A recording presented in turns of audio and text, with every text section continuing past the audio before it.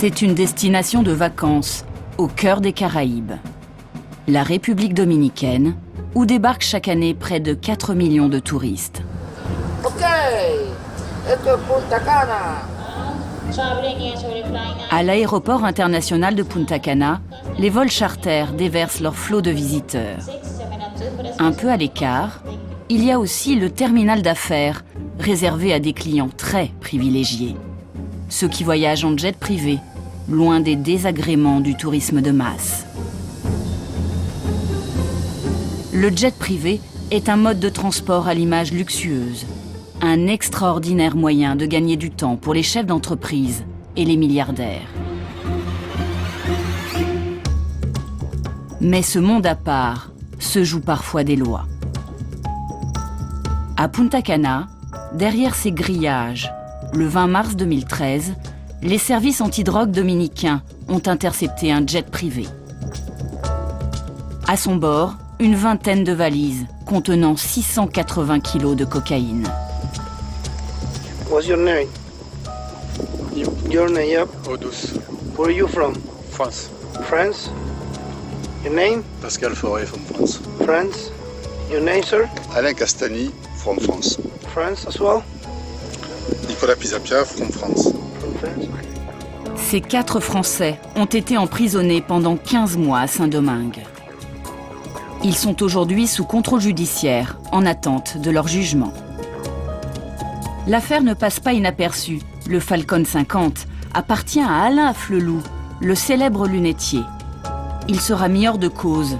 Son jet a été loué par une société privée. Ce coup de filet est emblématique des travers d'un monde méconnu, celui des jets privés. Moins de contrôle, plus de liberté, et tout devient possible. Ils nous prennent pour des camions de déménagement. Hein. S'ils pouvaient faire rentrer un piano, ils le rentreraient. Évasion fiscale, trafic de drogue ou d'êtres humains. Les clandestins sont arrivés dans une voiture, plus ou moins il y a les drapeaux sur le parking, j'ai été les chercher. On est rentrés, je les ai fait mettre dans l'avion et puis je me suis mis en bout de piste et j'ai décollé. Bienvenue dans le monde très discret du jet privé, des privilèges qu'il offre et de ceux qui en abusent.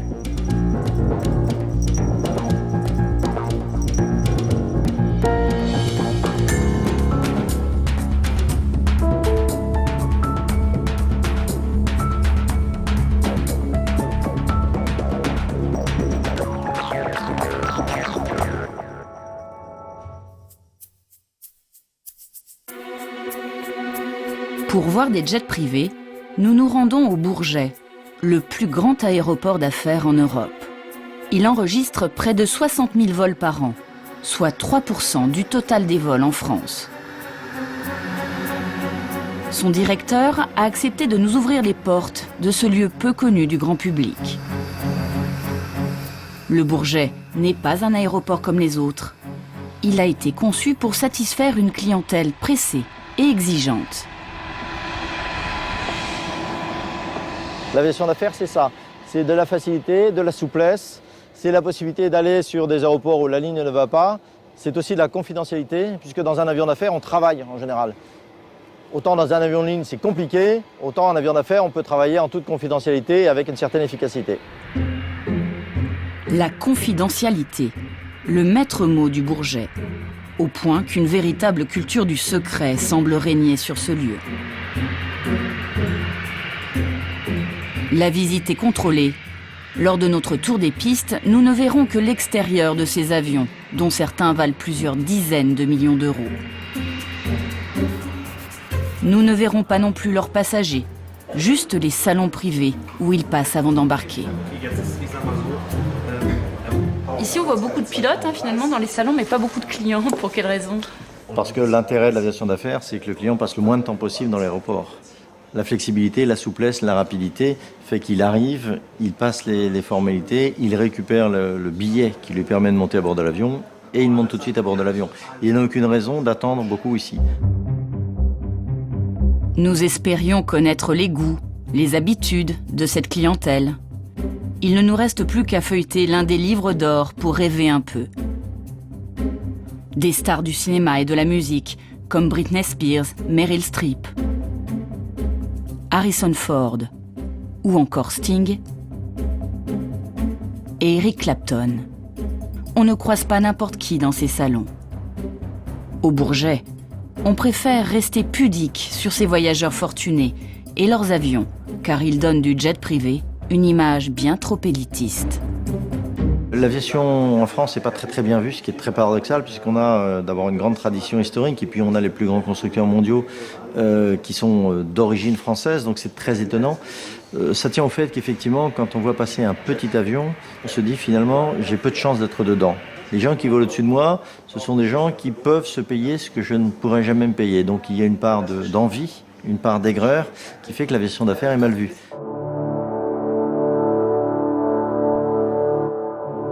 Pour découvrir à quoi ressemble un jet privé, direction Singapour, au cœur de l'Asie émergente.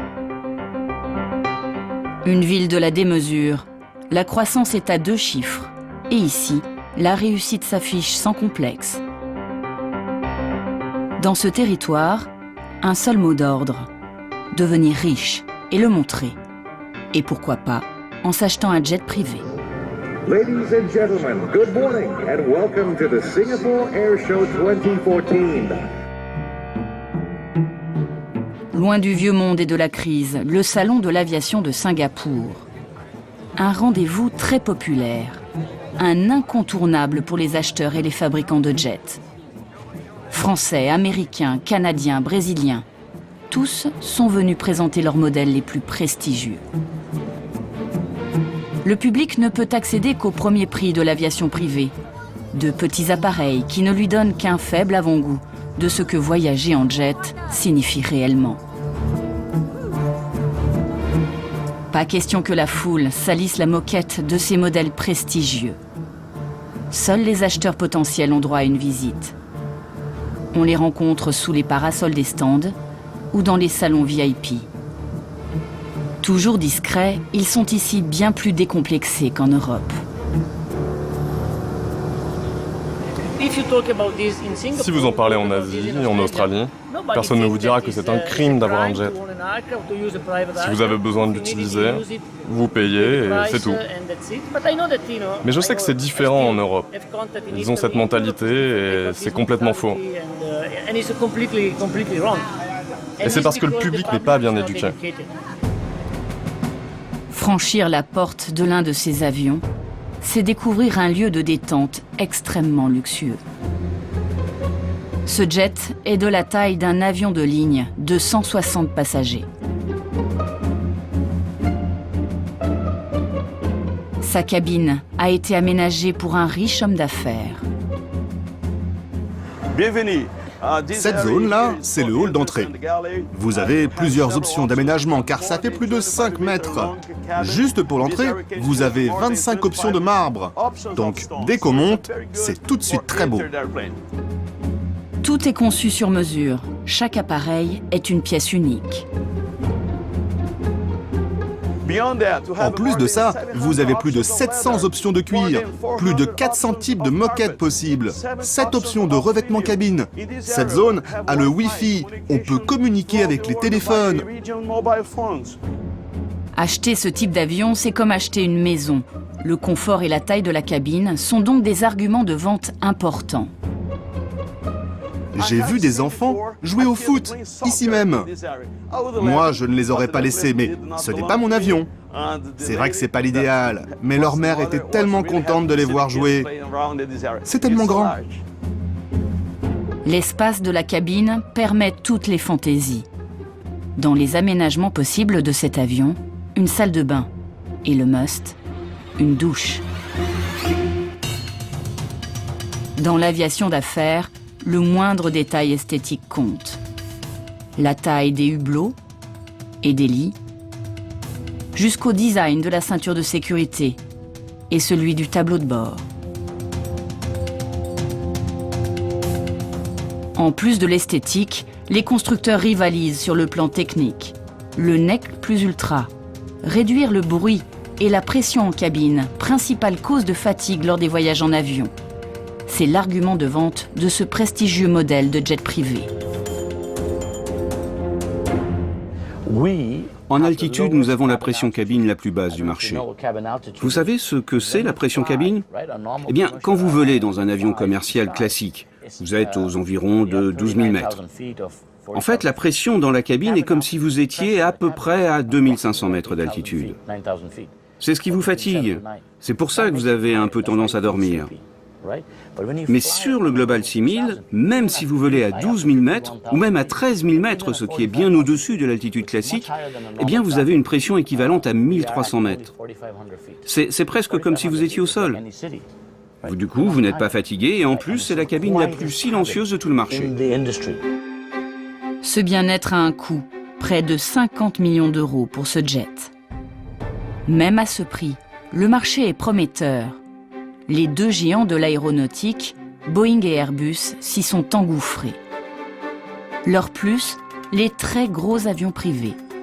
Ils aménagent leurs appareils pour les gouvernements ou des particuliers richissimes, essentiellement des clients du Moyen-Orient. Un prince saoudien a ainsi acquis cet A380, le plus gros avion du monde, pour la somme de 370 millions d'euros.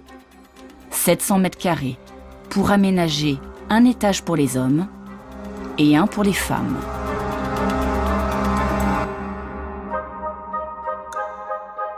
Mais ce luxe démesuré reste une exception. La plupart des jets privés sont de simples taxis du ciel, des avions réservés le plus souvent à des hommes d'affaires pressés.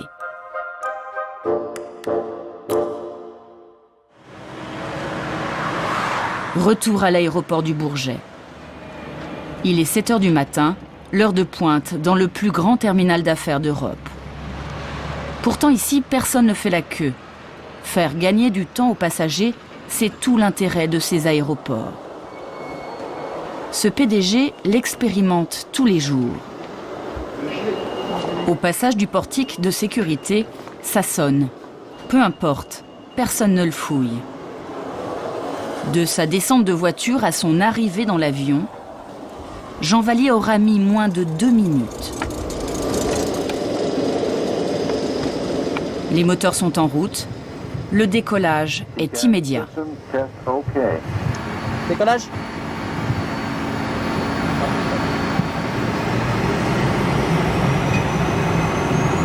On a pas retiré nos chaussures, on a pas retiré nos ceintures, donc c'est clair que déjà les temps d'approche sont quand même beaucoup plus courts.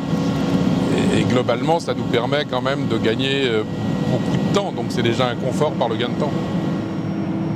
À 2 000 € l'heure de vol, chaque minute compte. Au programme de la journée, Jean Vallier a un rendez-vous à Épinal, un autre à Milan et retour au Bourget dans la soirée. 5 heures de vol pour 10 000 €. Techniquement, si j'avais voulu faire le même trajet, il aurait fallu que je perde à peu près une journée pour faire mon aller-retour Épinal en voiture. Il n'y avait pas beaucoup d'autres solutions. Et qu'ensuite, il fallait que je passe une journée complète à Milan avec la ligne et que je rentre, au lieu de rentrer demain matin, je rentrais jeudi matin.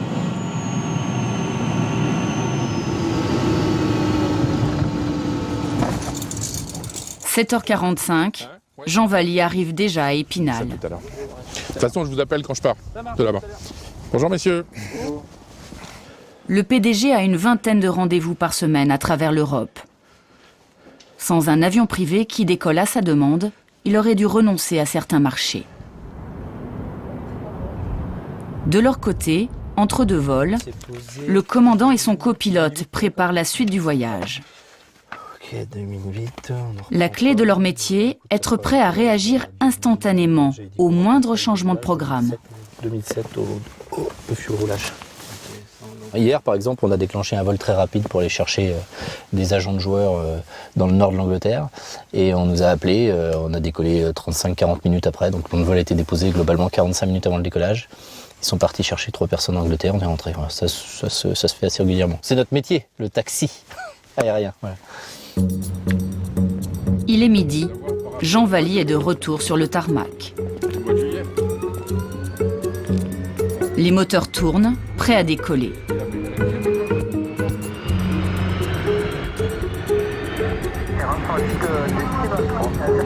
Le temps de consulter quelques dossiers et de manger un sandwich, il arrive à Milan pour la suite de sa journée marathon.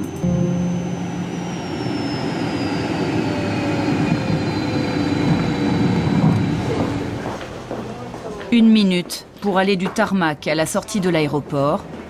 Pour Jean Valli, l'avion est un luxe, mais aussi une nécessité qu'il préfère pourtant cacher.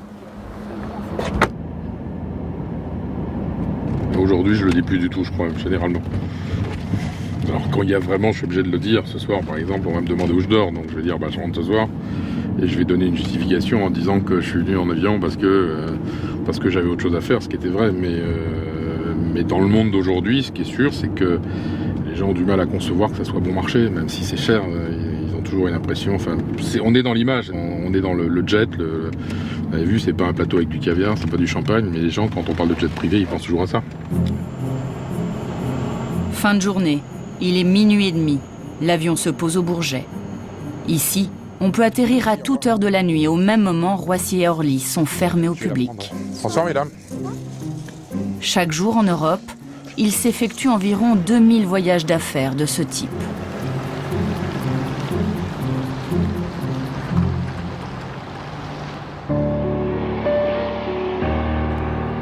Souplesse dans les horaires, contrôle minimaliste, procédure de sécurité allégée. Des avantages qui comportent aussi des risques de dérive. C'est ce qu'a découvert ce chercheur lors d'une étude commandée sur les petits aéroports de jets privés. L'objectif est de contrôler ces gens, mais il est, je dirais, appliqué d'une manière diplomatique et donc parfois il est beaucoup plus facile de faire passer des éléments illicites. Il y a de la drogue qui passe, il y a des flux financiers illicites qui sont aussi transités par l'aviation générale. On peut parler de bijoux, il y a eu des cas aussi avec de la prostitution.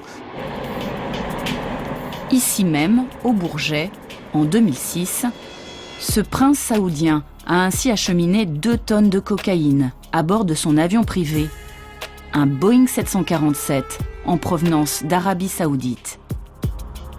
Aucun douanier ne contrôla sa cargaison. L'opération serait passée inaperçue, sans une dénonciation, 2 mois plus tard.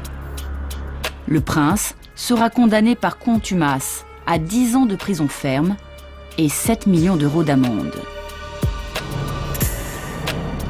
Pour le directeur du Bourget, c'est une vieille histoire qui désormais ne pourrait plus se reproduire. Si vous avez de la drogue à faire rentrer en France, c'est sûrement pas à travers un aéroport contrôlé comme le Bourget qui sera le plus pertinent de le faire. En 2006, ça a été le cas. Sauf qu'en 2006, ce qui est vraisemblable, c'est que d'une part, les règles n'étaient pas les mêmes, et d'autre part, qu'il y avait, et hélas, ça peut arriver n'importe où, des complicités locales qui ont permis l'opération. Tout irait bien au Bourget. Mais qu'en est-il des autres petits aéroports? Nous sommes allés vérifier sur place.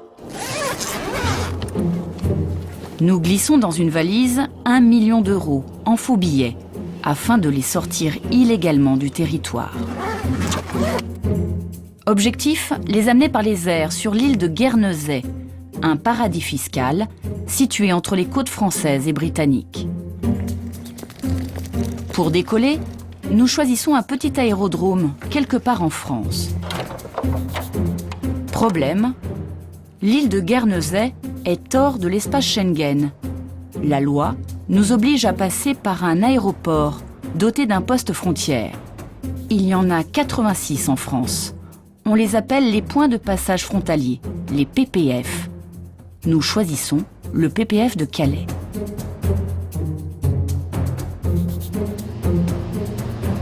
Notre pilote, qui a souhaité garder l'anonymat, a faxé nos plans de vol 24 heures à l'avance. Ces documents obligatoires pour chaque vol indiquent nos aéroports de départ et d'arrivée. C'est un des 4 plans de vol que nous avons déposés hier soir, et c'est celui-là, c'est celui qui nous permet d'arriver à Guernesey. Voilà. Ça a été envoyé où, ça? Ça a été envoyé dans le système de contrôle aérien, et en fait c'est géré au niveau européen. Voilà, au niveau, c'est des systèmes informatiques qui gèrent tout le contrôle aérien en Europe. Donc il y a quelqu'un qui nous suit là pendant tout le trajet ou... Pendant qu'on va voyager, oui, les contrôleurs aériens.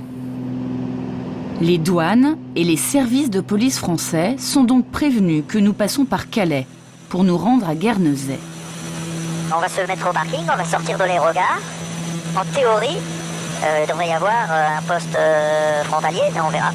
Atterrissage piste 24, vent 230 degrés 7 nœuds, rappelez piste dégagée. Verticale piste. On réduit tout. Touchdown. Nous arrivons à Calais. Sur le tarmac, aucun douanier ne vient nous contrôler. Munis d'une caméra discrète, nous nous présentons au bureau de douane et de police. Il est vide. Voilà. Donc là, c'est le bureau de douane. On va contrôler Schengen, C'est classique qu'il y ait personne comme ça.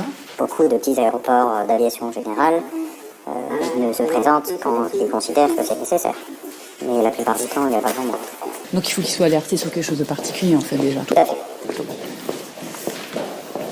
Aucune présence policière ou douanière. Nous sortons donc notre caméra, très visible cette fois.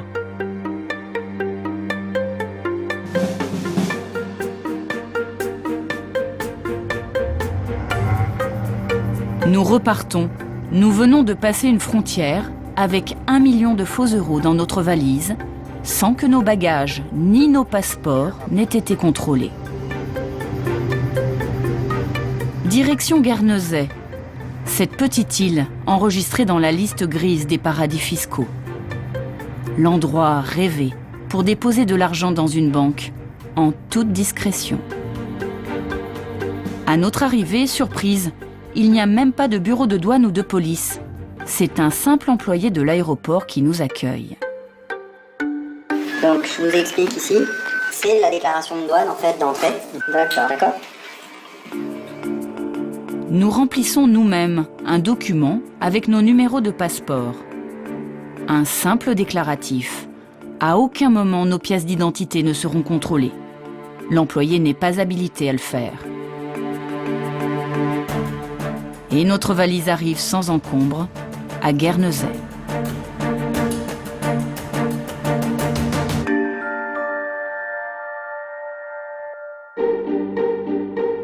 Sortir, c'est facile, mais rentrer. Nous faisons le chemin en sens inverse. La loi nous oblige à transiter à nouveau par l'un des 86 points de passage frontaliers. Cette fois, sur notre plan de vol, nous choisissons celui de Caen. On va passer en manuel. Arrivé au-dessus de l'aéroport, alors que nous sommes sur le point d'atterrir, Ok, go around. notre pilote va nous faire une démonstration surprenante. Les traînées sont rentrées. Voler sur Hop. Donc là, vous faites quoi? Eh ben, on remonte, donc l'armistice de gaz, on est en train de remonter vers notre altitude pour repartir vers le terrain d'arrivée. Et là, on est juste au-dessus de Caen. Absolument. Alors, Et résultat, c'est quoi? c'est que maintenant, on a fermé le premier plan de vol, et maintenant on est enclenché sur le suivant. C'est-à-dire que c'est comme si on avait atterri à Caen, là. Ouais. Nous venons de passer une frontière et une douane sans y mettre les pieds. Une pratique tout à fait légale. Nous rentrons en France avec notre 1 million d'euros. Finalement, si on veut frauder, il n'y a pas besoin d'aller à l'encontre des règles. On peut, en tout cas, utiliser les aéroports qui vont bien, qui permettent de sortir et de rentrer dans un espace, dans un territoire, sans aucune fraude particulière. Ce jour-là, l'espace aérien est une véritable passoire. Jouer les évadés fiscaux, un jeu d'enfant.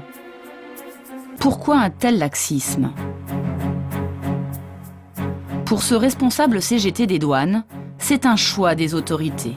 On a décidé, pour ce qui est de l'État français, de mettre les effectifs douaniers sur des grandes plateformes de contrôle, voire sur les grands nœuds autoroutiers, et on a complètement abandonné tout le secteur secondaire, tout le secteur, ce qu'on appelait, nous, d'approche. Dès qu'on prend des avions d'affaires, dès qu'on prend des jets ou dès qu'on prend des petits avions, et ça se fait de plus en plus d'ailleurs, puisque ça se développe, eh ben, les contrôles, il n'y en a pratiquement plus. Nous avons sollicité les 2 administrations en charge des contrôles dans les aéroports, la PAF la police de l'air et des frontières, et les douanes. Ces deux administrations ont refusé de nous rencontrer. Écoutez, je viens d'avoir la réponse de la PAF. C'est une réponse négative sur cette demande. Nous sommes donc allés voir la gendarmerie des transports aériens. Ils sont responsables de la sûreté et de la lutte antiterroriste sur les aéroports. Nous montrons à cet adjoint-chef nos images tournées au point de passage frontalier de Calais, le fameux PPF.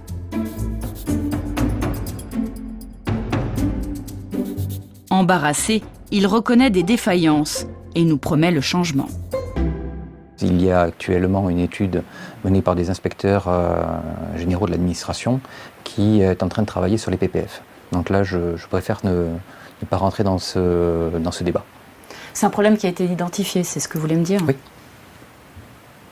C'est vrai que... Oui, l'administration est en train d'y travailler. J'espère pouvoir vous donner rendez-vous un peu plus tard, dans quelques mois, pour voir les résultats que nous obtiendrons. Parce que là, on n'y est pas encore. Hein, on n'y est pas encore. En attendant, passer des billets, de la drogue ou d'autres marchandises illégales reste relativement simple. Et pour arrêter les truands du ciel, l'arme principale des autorités, c'est de repérer les vols suspects.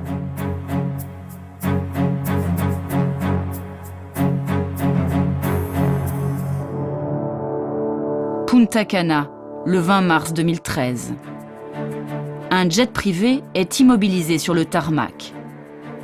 Dans ses soutes, 680 kilos de cocaïne répartis dans des valises. Les 4 occupants de l'appareil, tous français, sont arrêtés. What's your name? Le copilote, Your name, yep. Odus. Where are you from? France. France? le commandant de bord, Your name? Pascal Forêt, from France. France? le membre Your name, sir? d'équipage Alain Castani, from France. France as well? et le passager. Nicolas Pisapia, from France. En 4 mois, ils avaient effectué 3 vols entre l'Europe et des villes d'Amérique du Sud, considérées comme de hauts lieux du trafic de drogue. Ces voyages ont fini par alerter les autorités françaises. Le premier vol date de décembre 2012. Les pilotes décollent de l'aéroport de la Mole, à Saint-Tropez, pour rejoindre Puerto Plata, un petit aéroport situé au nord de la République dominicaine. Là-bas, ils récupèrent leurs clients qui voyagent avec une dizaine de valises. Retour à l'aéroport de la Mole, à Saint-Tropez, via Santa Maria dans les Açores. Les douaniers, avertis 24 heures à l'avance de leur arrivée, ne se sont pas déplacés, comme nous le confirme ce responsable de l'aéroport. Il n'y avait personne, disons, mais on les avait avertis. Vous aviez averti les douanes et les douanes ne sont pas venues en fait. Oui, mais ça, si vous voulez, il y a X vols où ils ne viennent pas. Hein. Mais suite à ce premier vol, des doutes s'installent. Une enquête est menée sur l'équipage. Les hommes présents à bord sont mis sur écoute. Pour cet ancien douanier, ces voyages avaient toutes les chances d'attirer l'attention des autorités. Le douanier cherche quoi? Il cherche l'incohérence. Il cherche la chose qui va dire là, il y a quelque chose qui n'est pas cohérent, qui n'est pas normal. Donc, faire Punta Cana, La Baule, avec 40 valises, c'est cohérent si j'ai une rockstar qui est passée avant. Mais n'être ni le régisseur, ni le responsable, être juste un ami qui accompagne 40 valises d'un autre ami pour aller de l'autre côté, des valises à 25 kilos, tout à peu près le même poids et même chose, là, il commence à y avoir des incohérences. Ben, il faut être con pour passer par la République dominicaine et par Saint-Martin. Hein. Il faut vraiment être con. Hein. Les 2 pilotes, Pascal Forêt et Bruno Odo, sont montrés du doigt. Complices ou innocents taxis aériens, eux ont toujours clamé leur innocence. Ces pilotes emprisonnés! Ces pilotes emprisonnés! Alors qu'ils sont enfermés depuis 15 mois en République dominicaine, leur famille mène une large campagne médiatique pour qu'ils soient blanchis de tout soupçon. Chacun a son métier, je veux dire. Le pilote, il est là pour piloter, il y a un service de douane qui est là pour surveiller ce qu'il y a dans les bagages, il y a la police des frontières qui est là également pour surveiller, enfin je veux dire, chacun son travail. Le pilote, on ne peut pas lui reprocher de ne pas avoir fait le travail du douanier. Pascal Forêt et Bruno Odo, les 2 pilotes interpellés, sont 2 anciens militaires au CV irréprochable. Ils ont le soutien d'une partie de la communauté des pilotes, dont le puissant syndicat national des pilotes de ligne. Certains se sont déplacés en uniforme pour marquer leur solidarité. La même chose aurait pu m'arriver, puisque moi je transporte des gens avec des bagages. Mon souci, c'est le poids des bagages, la répartition des bagages, même dans mon petit avion, et jamais j'ai fait ouvrir une valise. Le sujet des bagages est délicat. La réglementation internationale stipule que les pilotes n'en sont pas responsables. Ils ne s'assurent que de leur chargement. Le vol pour Punta Cana était facturé 110 000 € au client. À ce prix-là, il ne faut pas trop poser de questions. Bon, il est évident qu'en aviation d'affaires, sûrement, il y a beaucoup de choses qui sont transportées et qu'il vaut mieux pas savoir ce qui est transporté. Le doute sur la cargaison, vous l'aurez une fois, 2 fois, et puis la 3e fois, là c'est votre patron qui va vous dire ça fait 3 fois que tu pars en retard. Là maintenant, les doutes, il faut qu'ils soient raisonnables, les doutes.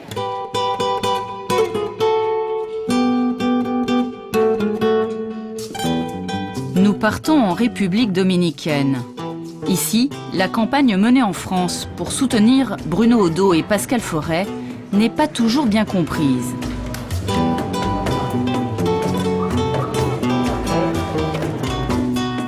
Les 2 pilotes, le membre d'équipage et le passager ont été arrêtés à l'occasion d'un vaste coup de filet des services antidrogue dominicains. Ils surveillaient l'aéroport de Punta Cana depuis des mois. Ils avaient identifié tout un réseau de personnel corrompu. 43 personnes seront arrêtées après la découverte de la cocaïne.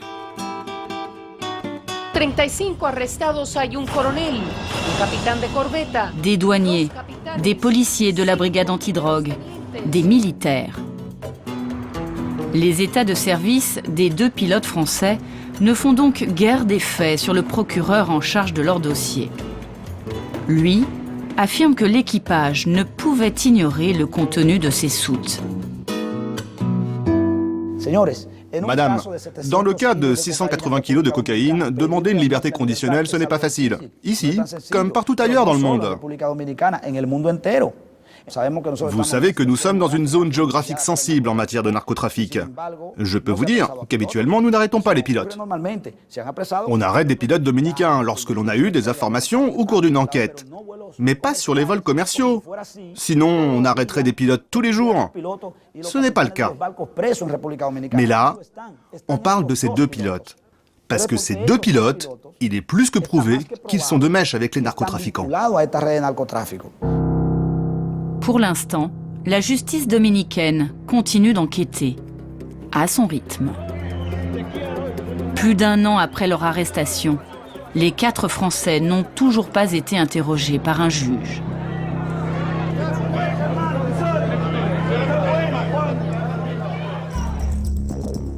Nous avons rencontré l'un de ces Français en prison. C'était le membre d'équipage sur ce voyage, mais il est aussi un pilote chevronné. C'est la première fois qu'il s'exprime devant une caméra. Alain Castagny a 25 000 heures de vol au compteur et un carnet d'adresses long comme le bras dans le milieu de l'aviation d'affaires. Il dit ignorer que le client du vol, Nicolas Pisapia, voyageait avec 26 valises. Moi, je n'ai pas vu les valises. La raison, elle est simple, c'est que je suis resté dans le terminal et que j'ai reçu un SMS du capitaine me disant du commandant, d'aller chercher le passager. Et quand je suis revenu, le chargement était terminé. On était à 5 minutes du départ. Comme on fait d'ailleurs dans l'aviation commerciale. Le chargement a lieu avant que les passagers arrivent. Et quand les passagers arrivent à l'avion, c'est que le chargement est terminé. Alain Castagny n'a pas vu les valises. Et il pensait connaître les motifs du voyage. Le motif du voyage, c'est d'aller récupérer Pisapia qui allait faire un commerce d'or et certainement ramener de l'or. Voilà, basta. Mais ça, c'est le secret de Polichinelle, ça. Il était prévu qu'il ramène de l'or. C'est ce qui nous avait été dit. Mais vous savez, dans ces cas-là, ça n'a rien d'officiel, ça, vous comprenez? C'est vraiment le bouche à oreille entre pilote et passagers. Voilà, ce n'était pas déclaré comme tel. Mais c'est classique de ramener de l'or? Vous savez tout ce qu'on ramène. Oh là là. Des trucs, ils sont temps, ils nous prennent pour des camions de déménagement. Hein. S'ils pouvaient faire rentrer un piano, ils le rentreraient. Emmener un peu n'importe quoi, sans trop poser de questions, le meilleur moyen de se faire piéger. Je trouve qu'il était d'une grande naïveté, proche de la bêtise. Et qu'à mon âge, avec ce que je sais, c'est impardonnable. Vous en voulez à vous-même, quoi. Hein? De ne pas avoir vu le coup venir, c'est ça? Ça beaucoup, hein. Ouais. 2 mois après cette interview, les 4 Français seront relâchés, placés sous contrôle judiciaire, avec interdiction de quitter le territoire de Saint-Domingue. Leur procès pourrait avoir lieu dans 1 an. Ils risquent la prison à perpétuité.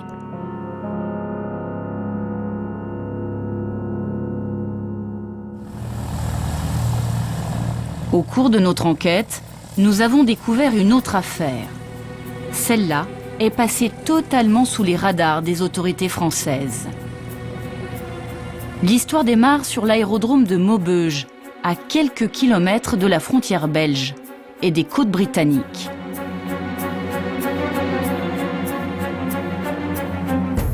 Un endroit le plus souvent désert.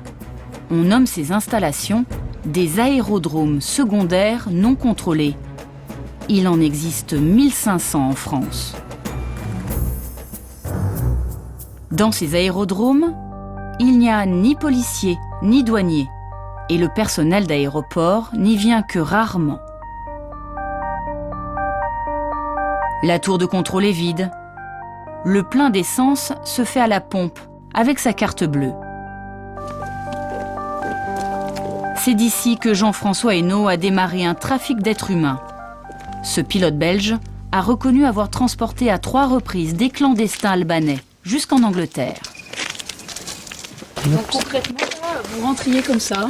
Ben oui, il n'y a pas de cadenas, il n'y a rien, donc on rentre comme ça. C'est simple, c'est tout simple. L'aéroport n'est pas contrôlé, donc on peut rentrer logiquement. On doit avoir la licence sur nous de vol, mais sinon on rentre toujours comme ça. Vous arriviez avec les 4 immigrés clandestins Donc non, moi j'attendais généralement dans l'avion qu'ils arrivent et puis quelqu'un venait me les déposer.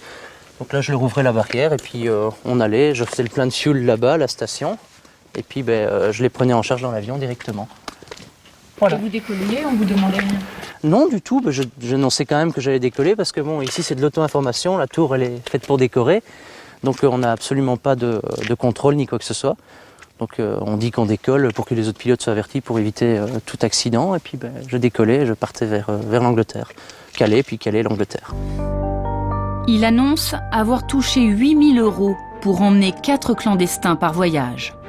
Pour tromper la surveillance des autorités, il avait une technique bien à lui. Ce que je faisais, je déposais un plan de vol en disant que j'allais faire une mission photo en Angleterre, prendre des photos de la côte. Là-bas, quand j'arrivais à Calais, quand je passais Calais, je coupais le transpondeur, je descendais le plus bas possible. Le transpondeur, cet appareil présent sur tous les avions et qui permet d'être suivi par radar. En le coupant, Jean-François Hénault devient invisible. Il peut entrer incognito en Grande-Bretagne. En arrivant en Grande-Bretagne, je trouvais un champ pour me poser, je posais dans le champ, je redémarrais, je redécollais quand les clandestins étaient sortis. Puis sur le retour, je réallumais le transpondeur en disant donc, que je commençais ma mission photo, je longeais un peu la côte. Donc là, j'étais avec les Anglais en contact, je longeais un peu la côte, puis je revenais sur la France. Vous partiez à 5 et vous reveniez tout seul? Oui, je revenais tout seul, oui, tout à fait. Alors comment c'est possible ça? Je n'atterrissais pas dans le même aéroport duquel j'avais décollé. Donc par exemple, si je décollais d'ici de Maubeuge, j'allais atterrir à Saint-Guilain ou à Charleroi. Et si je décollais de Saint-Guilain, j'atterrissais soit à Maubeuge, soit à Charleroi ou dans n'importe quel aéroport. Et personne ne venait contrôler s'il y avait le nombre de passagers? Non, absolument pas, personne. J'ai jamais eu de questions à ce niveau-là. Bon, j'envoyais mon plan de vol soit par fax, soit par téléphone, et c'est tout, point. Au cas où on m'aurait posé une question, j'aurais dit qu'il y avait une maldonne, point. J'ai jamais eu de questions à ce niveau-là. Il participe à un trafic d'êtres humains, et pourtant, tout paraît simple. Le seul risque fut finalement de choisir le bon champ pour poser son avion.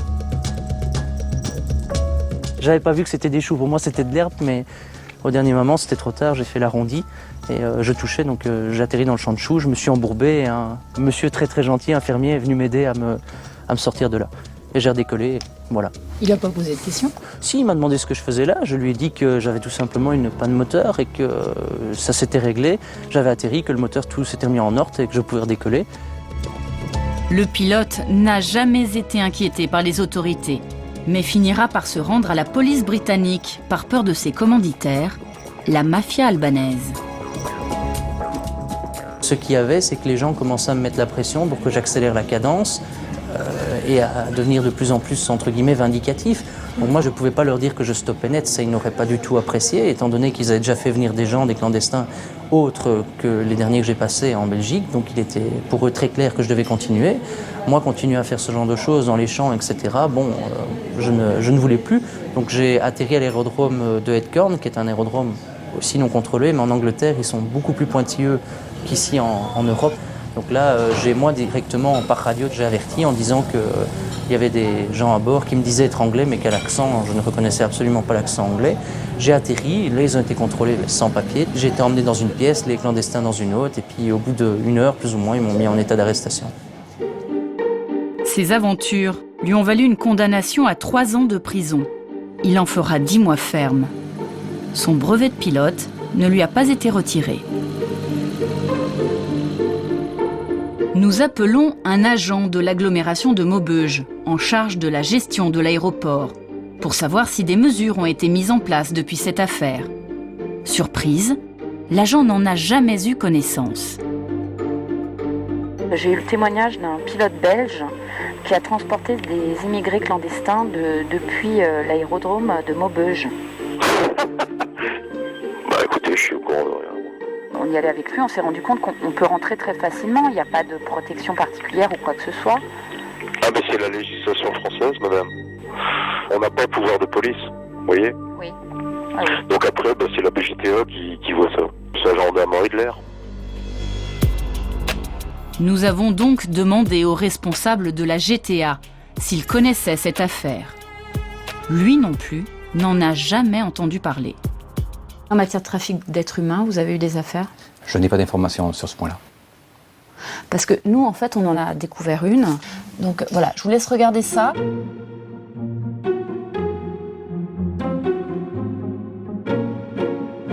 Vous partiez à 5 et vous reveniez tout seul? Oui, je revenais tout seul, oui, tout à fait. Et personne ne venait contrôler s'il y avait un nombre de passagers? Non, absolument pas, personne. Vous étiez au courant de cette affaire? Non. Non, par contre, les services de police judiciaire de la gendarmerie des transports aériens rentreront très certainement en contact, si vous le permettez, avec cette personne, pour essayer de modéliser la façon dont ils travaillaient et de pouvoir lutter. Aujourd'hui, les effectifs de gendarmerie sont insuffisants pour surveiller les 1500 aérodromes de France. Mais selon les autorités, organiser ce type de trafic via les airs serait bien trop coûteux et compliqué pour les voyous.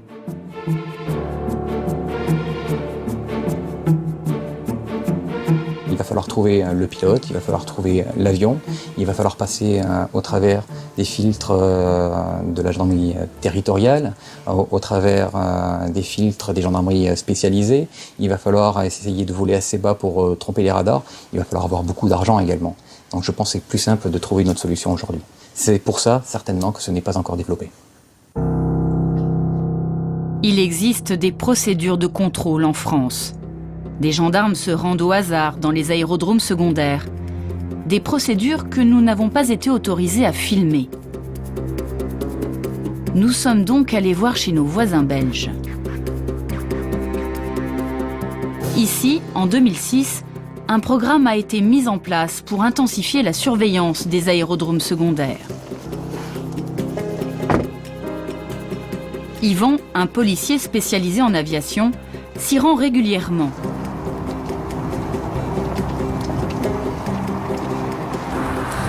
Aujourd'hui, avec le propriétaire de l'aérodrome de Saint-Guilain, il cherche des vols potentiellement suspects. Alors, est-ce qu'on a eu des vols vers l'Angleterre? Négatif. négatif. Ah, je vois quand même ici une arrivée d'Angleterre. Echo Golf Mike Juliet. C'est quel jour ça? Ah non, non, non, il venait pas de là, il est passé par Calais. Ah, il est passé par Calais, oui. Voilà. Oui.